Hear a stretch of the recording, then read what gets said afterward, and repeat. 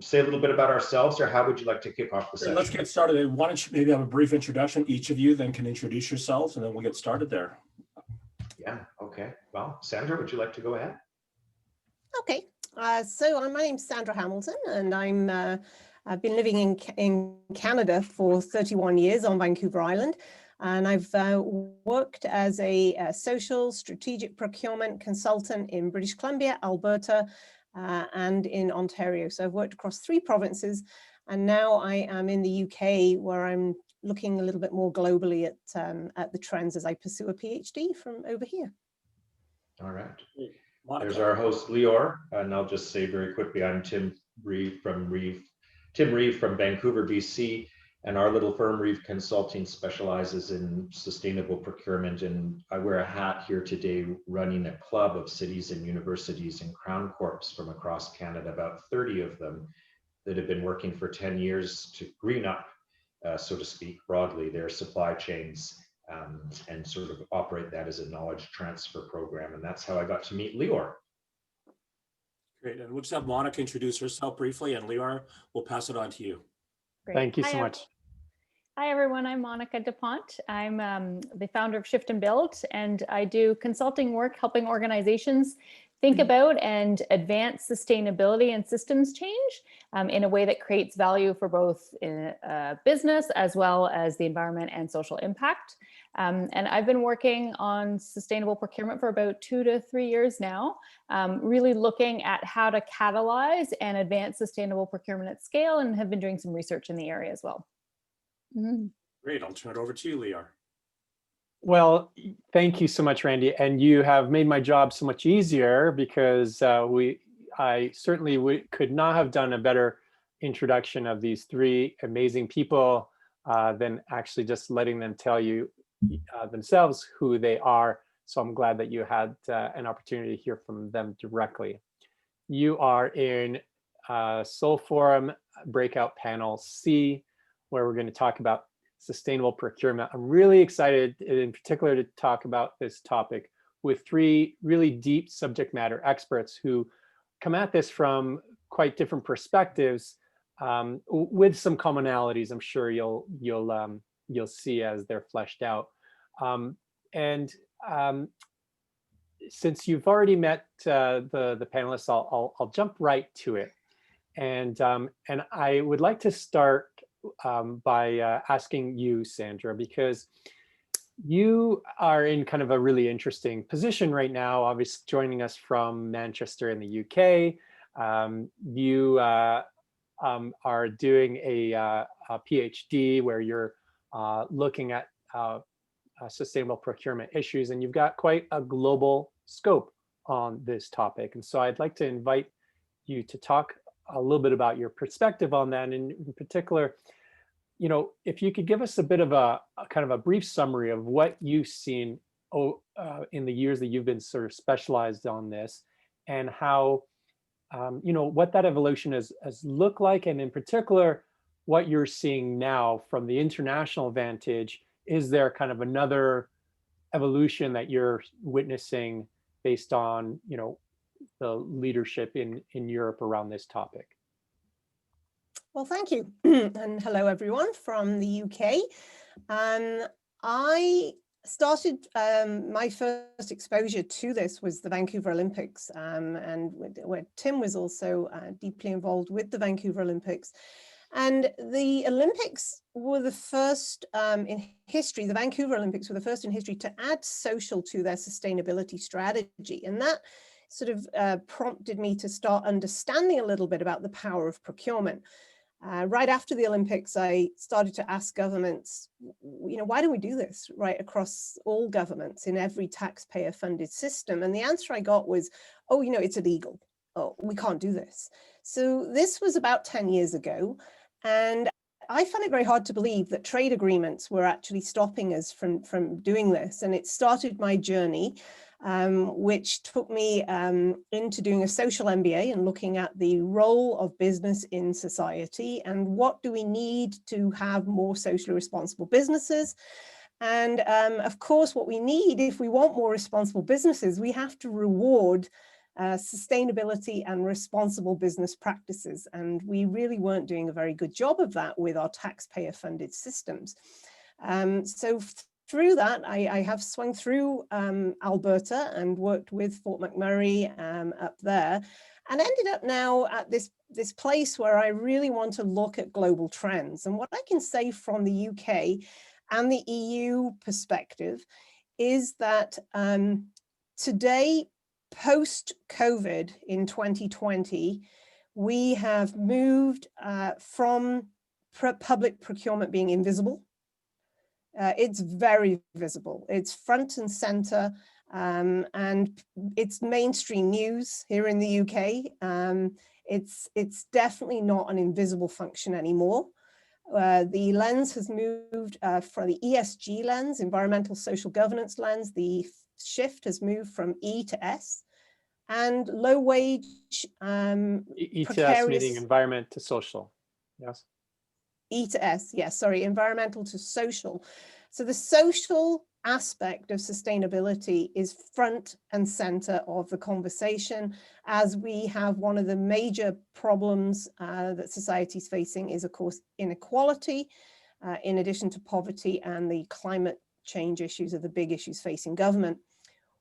Nobody here is talking about whether or not it's possible anymore, that we're well past that over here. What we're talking about here is making it mandatory. So the United Kingdom has become the first government in the world to make mandatory social value being included in central government contracts effective January 2021. That's happening at the city level at quite a lot of leading progressive cities across Europe. So now public procurement has a legitimate role to play. Nobody is thinking that it can't be done. And now it's a case of Canada doing a very quick job to catch up in this as we look to rebuild after post-COVID. Yeah, and the other interesting thing that to make that segue from what you're seeing in Europe back to Canada and the opportunity that Canada has is that we have a trade agreement with Europe, right? We do. We have CETA, the Comprehensive Economic Trade Agreement with Europe, and there is nothing in CETA that prevents us from doing this. So trade agreements are not a barrier, and certainly it has to be done in an open, transparent, proportionate, relevant way. So there's a way to do this that makes it compliant, but we're well past the time of when I started this journey of chief financial officers and lawyers and accountants telling me it was contrary to trade agreements. Those days are gone, and now it's a case of it's happening. So let's organize our communities to have place-based, sustainable, social procurement systems. This is a really great sort of broad brush that you've taken to this topic. Thank you for kicking us off this way, Sandra. And I know you're not a wallflower, so feel free to not wait for me to like nudge you to chime in anytime going forward here. But let me also bring Monica into this conversation next, because I understand, Monica, that you have some very fresh, hot off the presses kind of research that you've recently gathered about the gap that exists between what Canada's federal government says it wants to do on sustainability and what's actually being reflected through their public procurement practices. Can you tell us a bit more about that, and why does that matter? Why should people care about that? Yes, for sure. Thank you, Leor.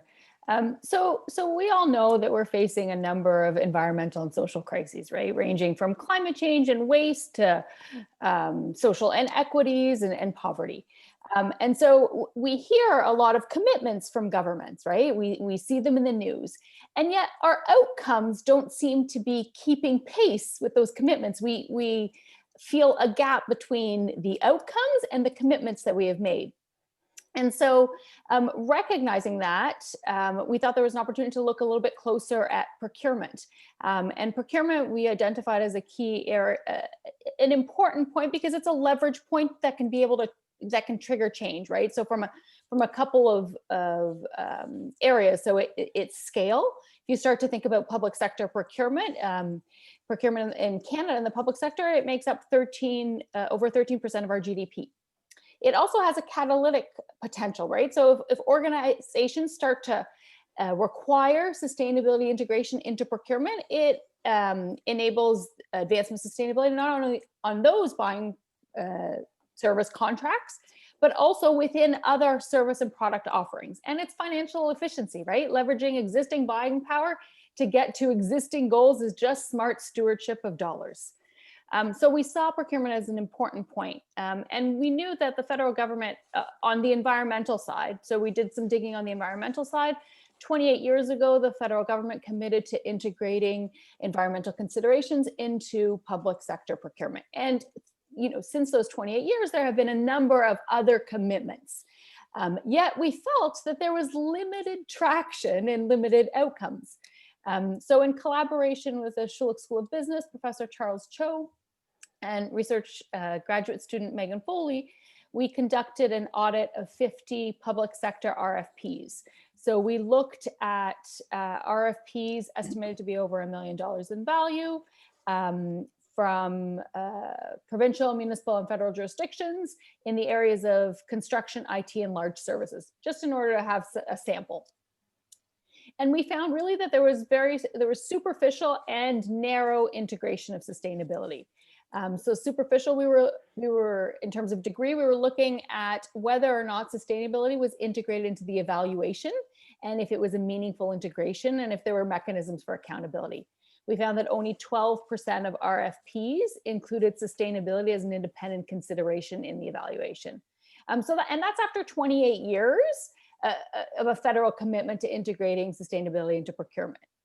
Integrating green environmental considerations into procurement. And then we found that it was also narrow, right? Only 20% of RFPs included 3 or more environmental and social considerations. So, what Sandra says is very much true, that we've gotten to the point where procurement is now seen as an important lever for change, and we're starting to see some traction on it. But I think the traction is still much more at the discussion, early efforts. There is a lot more implementation and execution work to be done. Yeah, thank you for that. The highlight of that research, it sounded like 20%. Say those numbers again one more time, please. Only 12% of RFPs included sustainability as an independent consideration in the evaluation. Okay. And only 20%, so that shows us the depth. And then only 20% included 3 or more environmental and social considerations. So that gives us perspective on the breadth of sustainability considerations. Yeah, and so that's progress after 28 years.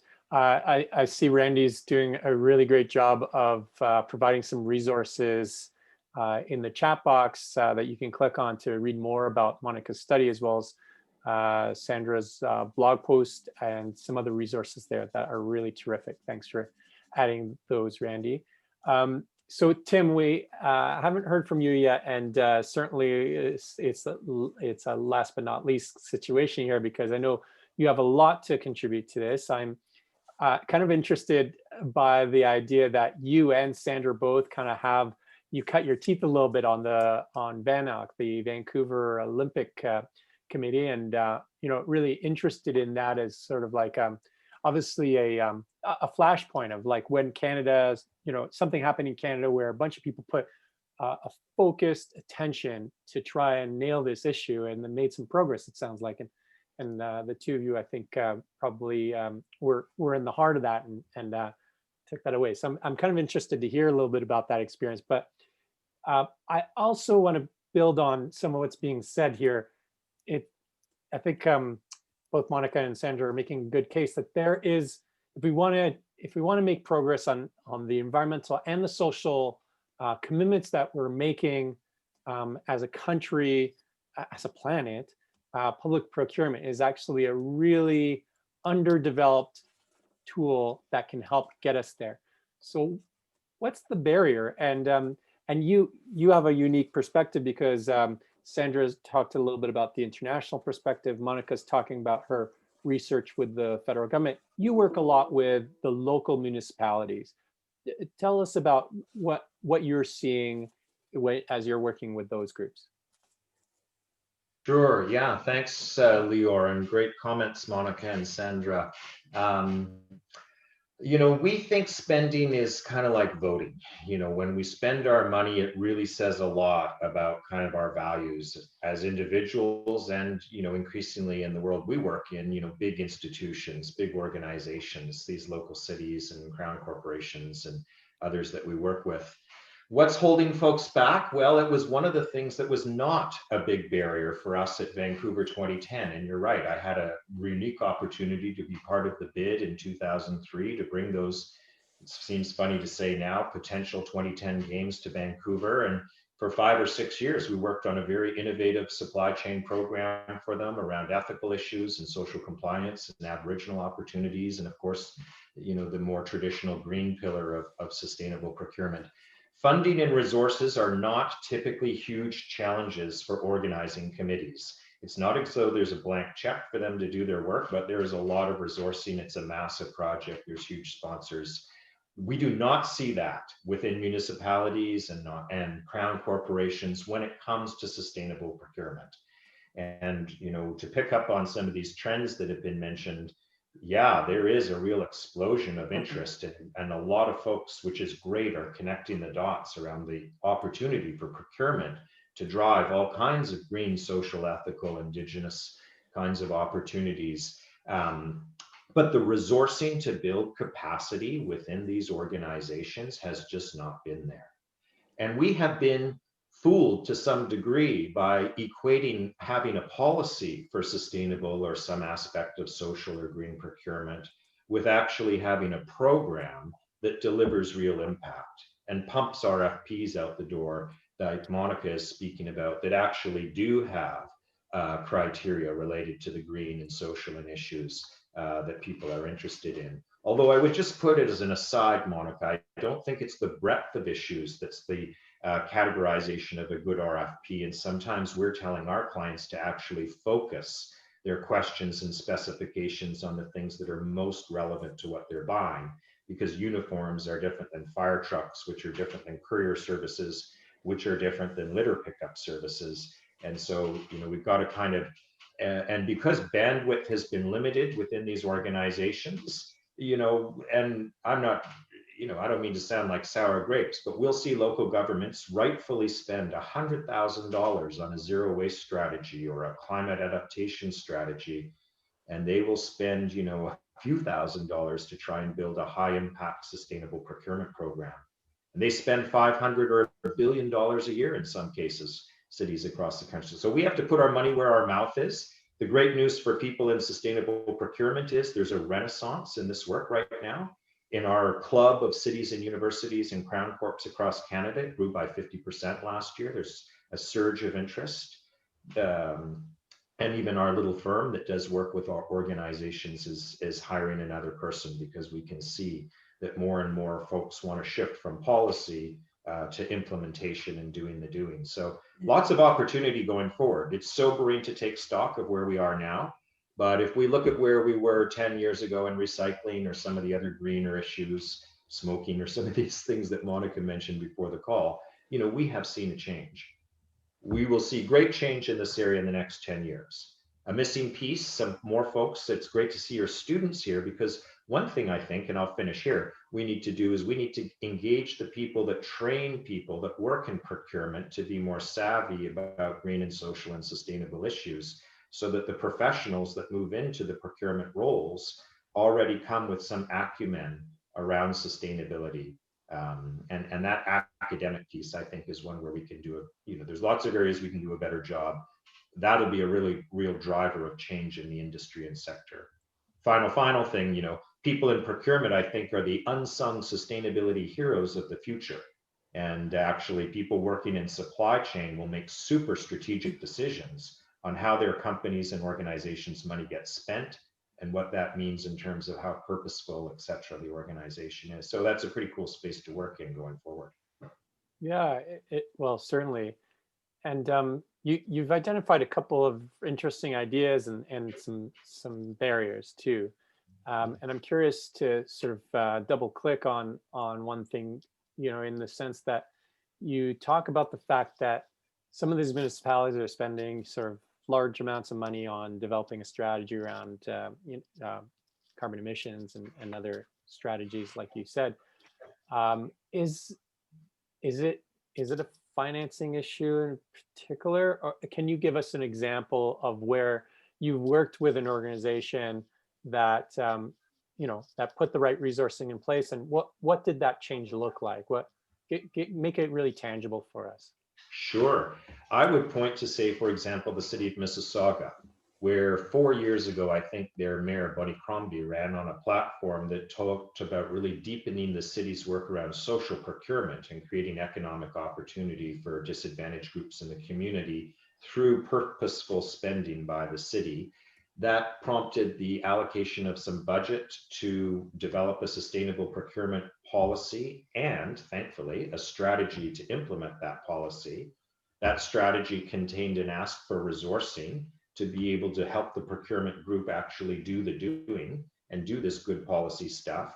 And that resulted in a full-time person getting hired within the city of Mississauga procurement team to be the sustainable purchasing champion for a 3-year period and help build capacity within their colleagues and also start, helping the internal clients. So that would be a case where we saw real leadership at the mayor and council level trickle down into some resourcing and the development. And what Mississauga has done in under a 5-year period is comparable to other large cities that have been working at this for maybe 10 years or more, and still have made only modest progress, not because of lack of will or interest, but because typically lack of resourcing, to really build a program.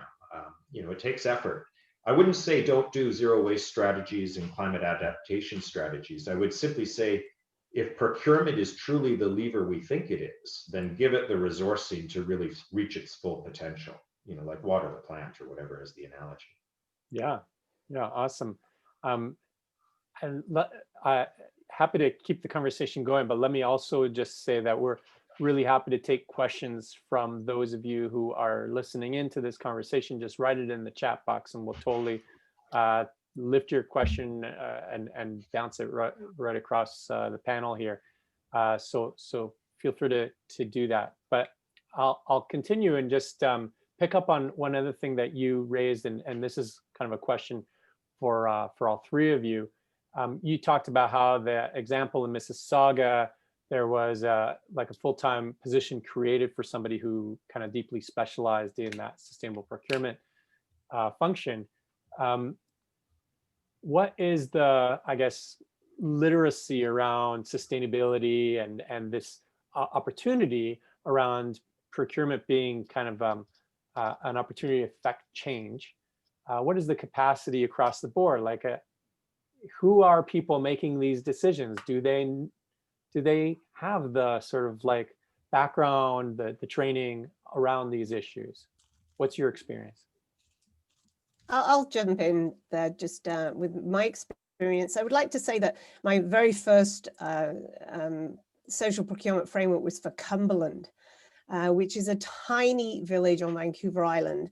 And the city of Toronto, which followed very quickly after Cumberland with their own social procurement framework, uses that example, that from Cumberland on Vancouver Island to this biggest city in Canada, this is happening. So big or small, it can happen. It happens a lot more quickly with political leadership and leadership from senior management, there's no question. But I'm going to also speak to the community groups and the importance of building around the city's commitment to engage the groups that we see on this, in this chat here today, in this workshop here today. Because, when I worked with the Regional Municipality of Wood Buffalo, we formed the Wood Buffalo Community Benefit Network. And we did exactly the same thing in Hamilton, Ontario. And Calgary has made a commitment So you have a position now with the City of Calgary that they are going to move in this direction. So if we're going to talk specifically about what the people on this, who, you know, the organizations I see here, the community groups, what we did is we had focus groups that can now be online. And we said, what are the barriers that you're facing, the barriers to people getting into employment? And we found 3 barriers to people living in poverty getting into employment. One was low self-esteem. You know, life's tough when you're going through life neck deep in mud, as I used to put it. And then we also found childcare and transportation. So we were then able to say to the people in procurement, look for ways to build mentorships, deal with self-esteem issues, you know, hire people in groups, bring people on in groups into apprenticeships, don't take people on their own. And look for transportation and family-friendly start times. We needed the YWCA. We needed the employment and social services groups. We needed the community groups. And then we could say to the companies, when we put the bids out with 20, even 30% in one of the contracts that I did up in regional municipality of Wood Buffalo, we put 30% value weighting on social value and social outcomes. And the world didn't end. You know, it went to market, companies bid, we got the social value that we wanted. The United Kingdom is averaging now 25% of contract value in non-financial social value outcomes. So it's about being clear. And the problem right now is that procurement is seen as administrative. It is seen as still a back office function for the most part. And it is beginning to move forward into being a strategic lever, policy lever. And what procurement needs from the leadership is clarity. What are the priorities in this community and how will they find that out?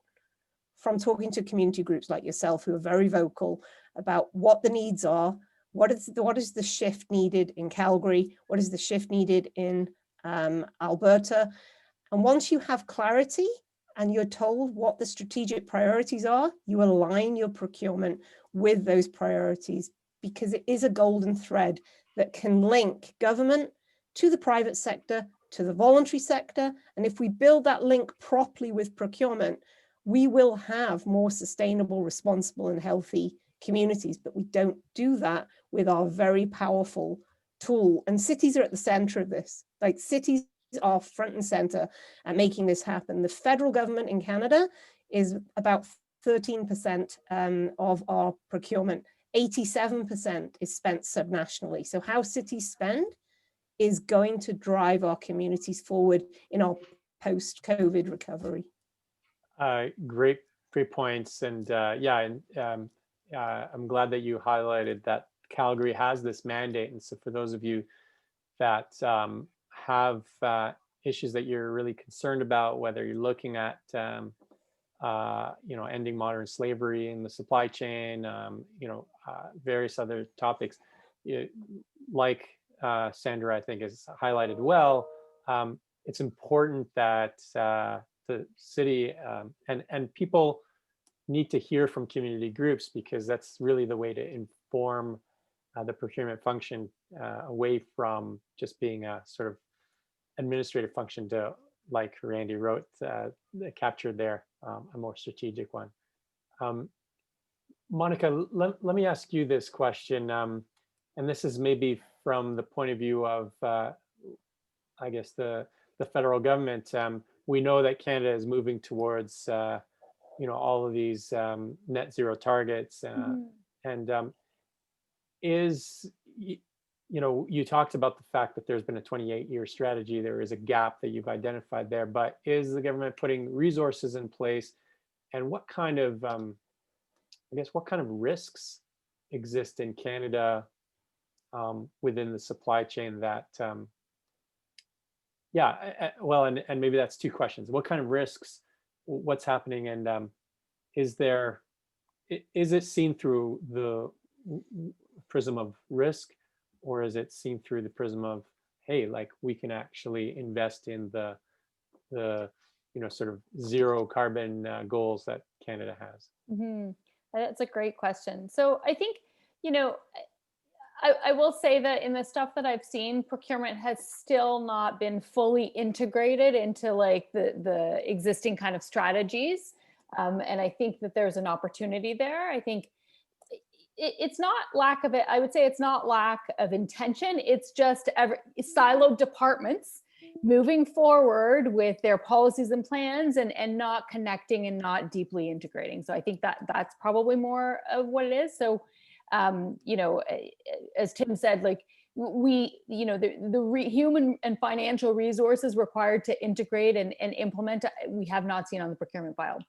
So there's certainly an opportunity there. In terms of risks, I think that COVID-19 has actually shifted our lens a little bit. It has brought attention to supply chain risk.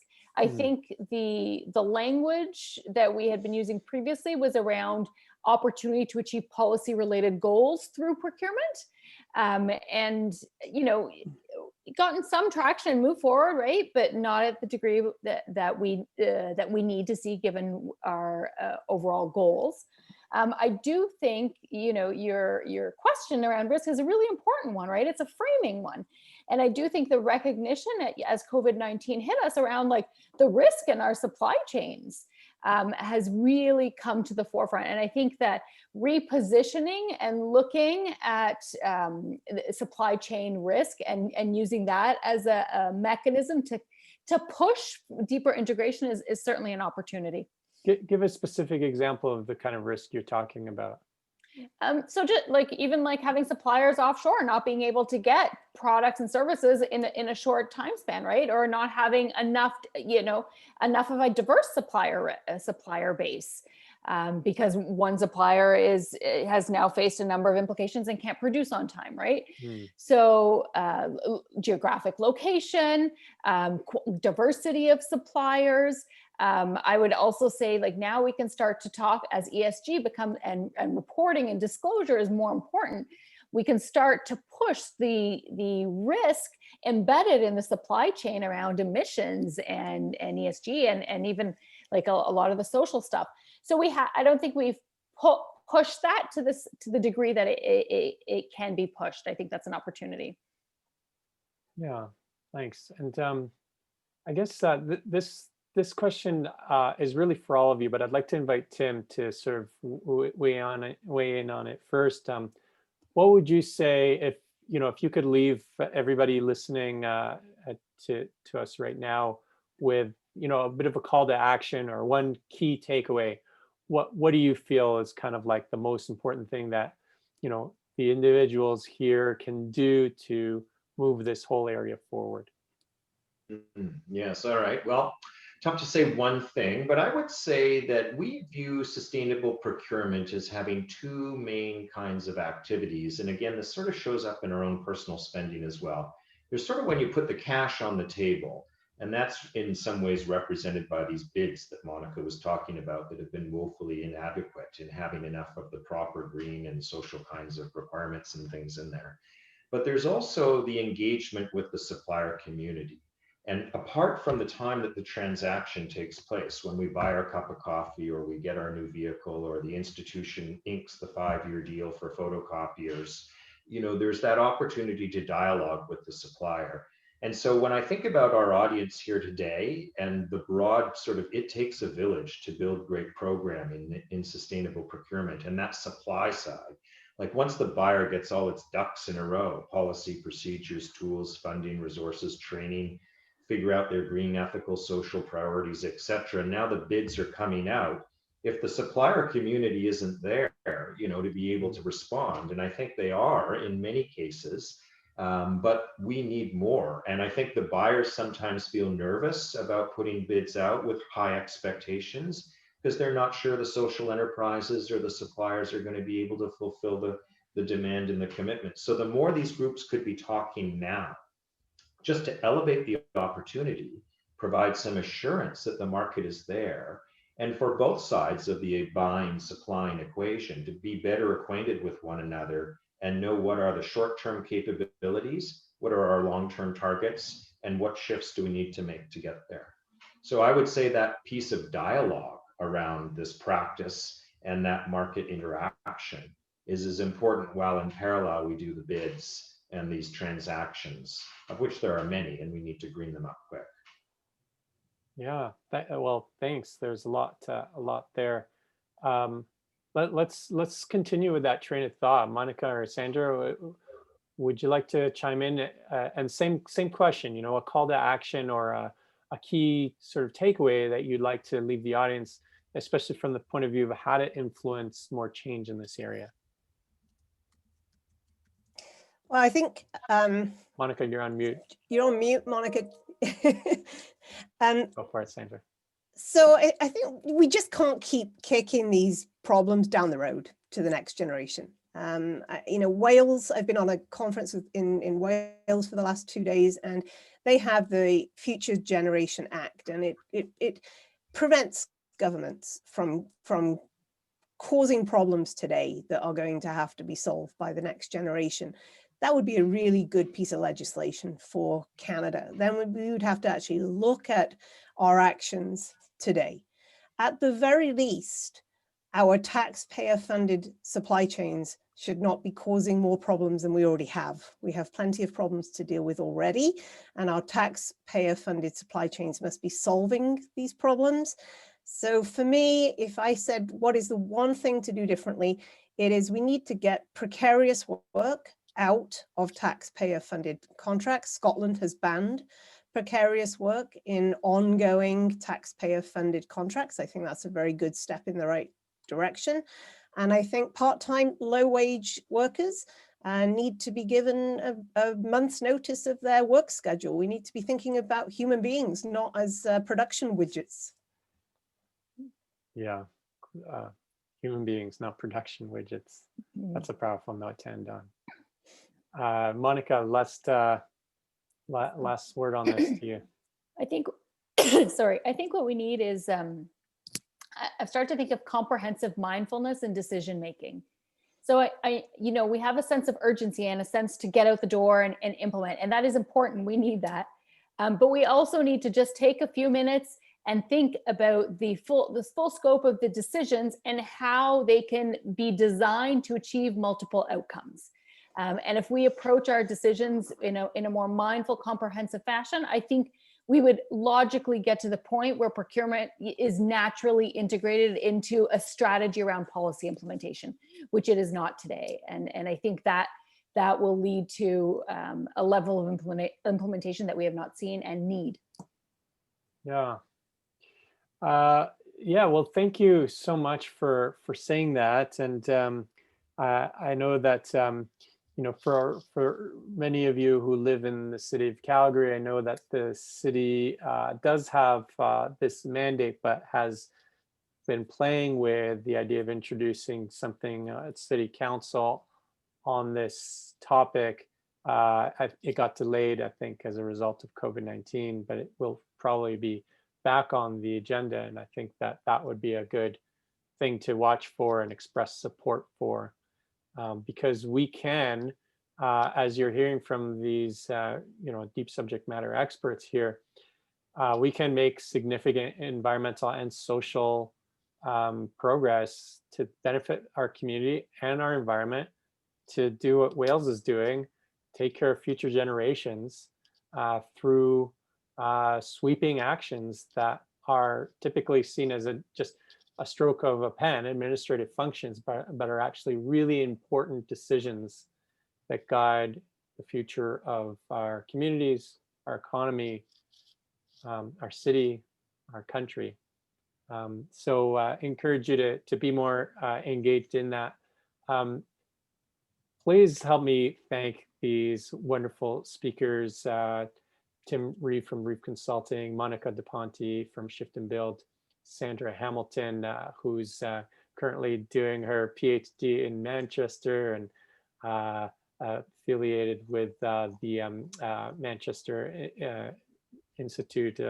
Sorry, I'm butchering the name here, but Institute for Innovation. Thank you, Institute for Innovation. That was what I was trying to say. I'm actually going to hand it off to Randy just to sort of guide people logistically in what happens next. I'm going to meet many of you in the main plenary. Randy, thank you so much for all that you've been doing behind the scenes.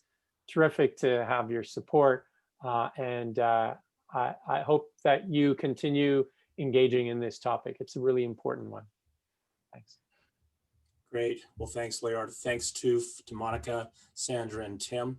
Just for those going back to the main session, then, if you go into the chat, there is a link back to where the main session will be back in Swap Card.